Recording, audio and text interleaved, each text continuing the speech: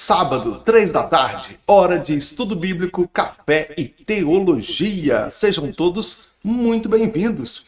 Nosso tema de hoje é estudar uma expressão que todo mundo já ouviu, mas nem todo mundo entende. Já se tornou uma provocação, um xingamento gospel. Chamar alguém de raça de víboras. Olha só que coisa, hein? E eu estou aqui para analisar com vocês especificamente o texto em Mateus capítulo 3, versículo 8, quando João Batista olha para um grupo de fariseus e saduceus e chama eles de raça de víboras. Que é isso? O que está sendo dito? Qual é a provocação que João Batista queria dar ali? Vamos entender hoje. Lembro sempre que o nosso estudo bíblico é predominantemente ao vivo, mas hoje especificamente é uma gravação, então não haverá os comentários ao vivo, como eu gosto sempre de registrar a participação de vocês. De qualquer forma, deixe os comentários aí no vídeo, faço questão de responder a todos os questionamentos que tiver aí. E vamos juntos então lá em Mateus capítulo 3. Mas antes disso, se você quer fazer parte do nosso grupo de WhatsApp, entra no segundo link na descrição desse vídeo. Nesse grupo você vai acompanhar ao longo da semana já o tema que nós vamos estudar. Então vamos estudar hoje raça de víboras, mas ao longo da semana eu já comentei com o pessoal do grupo detalhes sobre João Batista, sobre Mateus capítulo 3, sobre os fariseus, os saduceus, enfim. Em um texto pequeno, é claro, mas nós já estudamos ao longo da semana. E aqui a gente fecha o estudo. Então, quer um pouquinho de teologia todo dia, entra no nosso grupo de WhatsApp. E se você quer estudar teologia a fundo, você que é um obreiro, pregador, tem vontade de pregar, é líder de departamento, pastor de igreja, você tem que se matricular na Escola Excelsius de Teologia para estudar comigo um curso completo de teologia com aulas ao vivo, sempre sexta-feira, das 7h30 às 8h30 da noite. Você vai concluir o seu curso completo em teologia pagando R$20 por mês. Eu tenho alunos que nunca estudaram teologia e estão agora aprendendo comigo. Tenho outros que já até se formaram, mas estão no curso em caráter de reciclagem. Estão aí estudando permanentemente. Você vai aprender comigo uma matéria da graduação e um livro da Bíblia por mês, sempre com aulas ao vivo às sextas-feiras. Confere no nosso site, que é o primeiro link na descrição desse vídeo, para que você tenha acesso total à minha grade curricular, às informações do curso, e já faz a matrícula agora. Então, você está pronto aí? Mateus capítulo 3. Pega sua Bíblia, vamos comigo. E aqui estamos nós, em Mateus capítulo 3. O versículo que eu quero é especificamente o versículo 7, está escrito aqui, ó, mas quando ele percebeu que muitos fariseus e saduceus iam ao lugar em que ele estava, disse-lhes: raça de víboras, quem vos ensinou a fugir da ira vindoura? E aqui está nossa palavra-chave, a expressão-chave de agora, que é o raça de víboras. E vamos compreender isso aqui. Como eu sempre falo para vocês, a chave da interpretação está no contexto. Eu preciso de uma tradução com uma linguagem acessível a mim. Quando eu falo acessível, pessoal, não adianta você ter uma Bíblia com tradução muito antiga, com palavras que estão muito fora do nosso cotidiano. E você tem aí, então, uma grande dificuldade gramatical. Então tem que ser a Bíblia que você está acostumado. É essa mesmo. Além disso, entender o contexto.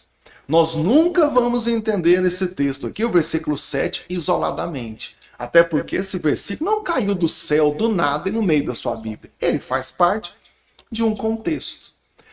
Quando eu olho para o capítulo 3, que eu já acho que é uma boa abordagem para entender esse contexto, eu percebo aqui que o capítulo me apresenta João Batista. E nós sabemos que é João Batista, o profeta, que vai preparar o povo de Israel para a chegada de Cristo, para a chegada do Messias. Claro que aqui Jesus já nasceu e tudo, mas a chegada dele enquanto ministro do Evangelho, ele é que é o próprio Evangelho, podemos falar assim também. Por isso eu disse o do Messias, sentido de o enviado. João Batista fala do dia do juízo, fala que o fim de todas as coisas estão chegando. Então a pregação de João Batista tinha foco no arrependimento, de que as pessoas precisam se arrepender dos pecados e serem batizados, porque a salvação é para os pecadores arrependidos e Deus exige de nós o arrependimento. Dito isso, eu já entendo o começo do versículo do capítulo 3, versículo 1, logo. Naqueles dias, estou lendo o texto, apareceu João Batista pregando na Judéia, dizendo: arrependei-vos, porque o reino do céu chegou. E aí dá uma pequena descrição de Isaías, de João Batista, né, que ele está aqui anunciando, ele está cumprindo a profecia de Isaías, versículo 3, vós que clama no deserto, preparai o caminho do Senhor, endireitai as suas veredas. Ele fala da roupa de João Batista, que era de pele de camelo, cinto de couro, comia gafanhoto, e animal e mel silvestre. Ok. Versículo 5 tem uma chave aqui para a gente. Habitantes de Jerusalém, de toda a Judéia e de toda a região do Jordão, iam a ele e eram batizados por ele no Rio Jordão, confessando os seus pecados. Aqui eu tenho aqui um extrato do sucesso que era a pregação de João Batista. Talvez não sucesso nos moldes de hoje, mas sucesso no sentido de que João Batista pregava, as pessoas iam até ele para ouvir a pregação, se arrependiam dos seus pecados. Confessava, era arrependido e se batizava. E o batismo era, portanto, o sinal externo desse arrependimento. A entrada na vida cristã, como acontece com todos nós hoje. E aí, o versículo 7 diz que quando João Batista percebeu, olha só, mas quando ele percebeu que muitos fariseus e saduceus iam ao lugar onde ele estava, disse-lhes: raça de víboras, quem vos ensinou a fugir da ira vindoura? E eu preciso entender duas coisas. Os fariseus eram um grupo importante e influente naquela época, devido ao seu grande conhecimento teológico, devido ao seu grande cuidado, e era notório isso, em observar a lei. Então acabava que eram pessoas muito importantes ali, eram mestres da lei. O apóstolo Paulo mesmo era um fariseu. Né? Claro que hoje nós temos até um certo estigma na palavra fariseu. Quantas pessoas não querem ofender outra no meio evangélico que falam, você é um fariseu. E muitas vezes a gente não entende exatamente o que era o fariseu. Muita gente fala que o fariseu é que ele estudava demais a Bíblia, esse era um problema. Mas se eu olhar para o texto bíblico, Jesus nunca criticou um fariseu por ele saber muito do Antigo Testamento. Mas a crítica era que não havia conversão genuína, que era uma fé de boca para fora. Que era um grupo preocupado em alcançar a salvação pelo cumprimento da lei. Era preocupado em manter o seu poder sobre as pessoas através daí. Mas de qualquer forma, se trata de um grupo poderoso na época. E outro eram os saduceus. Esses eram um grupo político. Tinha toda a veste de grupo religioso, mas era um grupo político. Era um poderoso grupo naquele tempo. E eles eram tão políticos mais que religiosos que eles não acreditavam na vida após a morte. Para eles, morreu, acabou. Mas ainda assim, tinha toda aquela influência entre os judeus. Então, vamos pensar aqui que os fariseus eram aqueles que tentavam ser os super religiosos para, através da guarda da lei, ser maior do que os outros. E os saduceus aproveitavam da fé dos outros para manter, para garantir e manter o seu poder político. Então são esses dois. Está aqui o texto, ó, no versículo 7, que João Batista já chega e fala. Tá? Muitos fariseus e saduceus iam lá onde batizava. Chegou lá, ele grita, raça de víboras, quem vos ensinou a fugir da ira futura? Em algumas traduções fala da ira vindoura, da ira que há de vir. Quem ensinou vocês? E aí, o ponto agora é entender o que é a raça de víboras. Vamos ficar só na víbora. Víbora é uma cobra, gente, uma serpente. E era uma questão que naquela época havia lá as serpentes do deserto, elas eram muito sensíveis à mudança climática. Elas sofriam muito com o frio, a ponto de muitas vezes congelar e ficar paralisada por causa do frio. Quem está lembrado da serpente que atacou o apóstolo Paulo, a melhor teoria é essa, de que ao pegar os gravetos para ficar na fogueira, o apóstolo Paulo pegou na serpente pensando que era um graveto de tanto que estava rígido, né? E no meio lá dos outros gravetos. Era à noite, pessoal. Então não era tão difícil confundir. Quando chega perto do fogo, a cobra se esquenta um pouco, ataca Paulo e foge. Então eu tenho na víbora essa imagem de quem foge do fogo. Apesar de se paralisar com o frio, ao chegar perto do fogo, ela recobra, até porque isso aumentou a temperatura, mas também foge do fogo. Então tem uma certa segurança para a pessoa da época ficar perto da fogueira, porque aí nenhuma víbora vai te atacar, não perto do fogo. Aí, o que o João Batista fala aqui no versículo 7? Raça de víboras, quem vos ensinou a fugir da ira futura. Ele está comparando os fariseus e os saduceus com aquelas serpentes lá, dizendo assim, do mesmo jeito que a serpente foge do fogo, você está tentando fugir da ira que virá. Que ira é essa? A justiça de Deus. Vamos lembrar que no versículo 2, já começa dizendo que, ou diz, né, o versículo é pequeno, de que a pregação de João Batista era sobre o arrependimento. O reino do céu chegou. Ou seja, usando a gíria do nosso tempo, a expressão do nosso tempo, a cobra vai fumar. Deus chegou, o reino de Deus, o reino do céu chegou, o Messias está aqui. Aquele que há de julgar os vivos e os mortos, como diz a Escritura, ele está aqui. Então, sabendo dessa possibilidade de condenação eterna, o que é que os saduceus e os fariseus fazem? Vão lá onde as pessoas estão se batizando. Certamente para que, sendo batizados, eles fugissem da justiça de Deus. E aí, João Batista olha duro e fala, peraí, sua raça de víboras, ou seja, ninho de cobras venenosas, vocês são uma espécie, porque cobra não tem várias, tem vários tipos de cobra, tipos de serpentes. É como se ele dissesse, vocês são mais uma raça de cobra como tantas que tem por aí. É como se vocês fossem a própria cobra. Claro que metaforicamente, eram seres humanos, mas não é possível que eu vou explicar até isso aqui no meu estudo. Tá aqui. Eu disse que nós temos que nos arrepender porque a ira de Deus está chegando. Eu disse que o arrependimento é necessário porque Deus vai julgar, porque o reino do céu chegou. Aí eles estão vendo as pessoas batizarem e agora querem batizar também para fugir da ira de Deus. O ponto-chave é que o batismo não salva ninguém e o batismo não impede ninguém de receber a justiça de Deus. Ou obriga Deus a fazer qualquer coisa. O que faz é o arrependimento.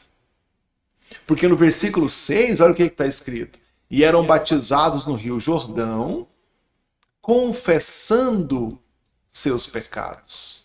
Está aqui, ó. O ponto-chave é o arrependimento, não o batismo. O batismo é um sinal externo que pode ser copiado. Mas o arrependimento é interno e esse não pode ser copiado, não pode ser demonstrado. Opa, peraí, pode sim. O arrependimento pode ser demonstrado.